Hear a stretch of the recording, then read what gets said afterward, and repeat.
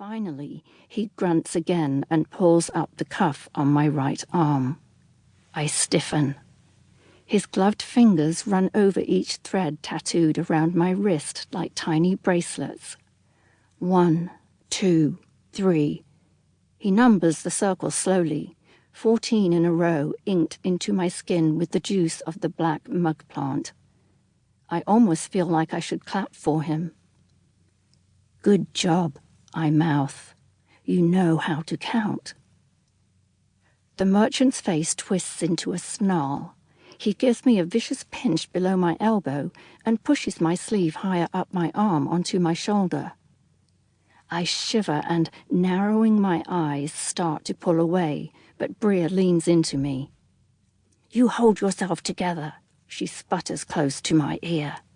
And for fool's sake, keep your hair covered, or so help me, Nimia, I'll break your fingers again. I bite my tongue but refuse her the satisfaction of dipping my gaze to my slightly misshapen left hand, which I'm now curling into a fist. How old are you? The dealer growls in my face. 17, I growl back. When was she first sold? This question is for Bria, but I feel his bristly gloves squeeze my skin as he expects me to alert him if she's dishonest. Age 6. Her parents died when she was 5, and then she lived a short time with a midwife who had no use for her. She says this last part with a slice of disgust in her voice that's directed at me, and as much as I try to force it down, the hateful shame swells up to eat holes in my chest. She's got me on that one. 2 parents, 1 midwife, and 14 owners I've ruined, the latest being Bria's own husband. And it doesn't matter that I tried to warn every single one of them. The merchant's eyes constrict. There's something else wrong with her you're not telling me. Nothing's wrong with her. She's perfectly fine.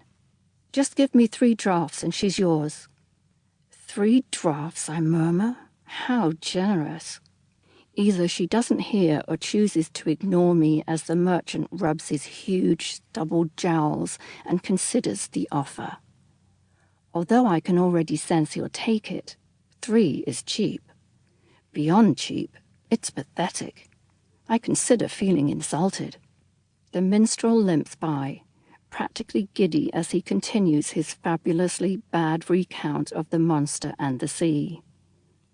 'Twas the night compassion forsook us, he's singing, referring to the night an agreement was struck between Faelen's past king and the great flesh-eating dray-wolf, the price of which had been Faelen's children. And the big sea, she roared and spit up her foam at the shape-shifter's trickery and our foolish king.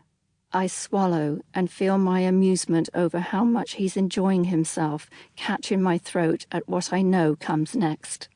The ocean, she's begging for our salvation, begging for blood that will set our children free.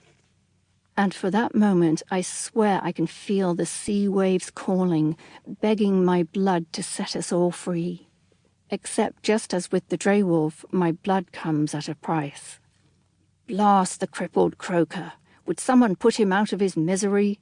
The merchant shouts. A louder shout and then a cheer interrupts the inharmonious tune. Someone's just been bought for a higher amount than expected.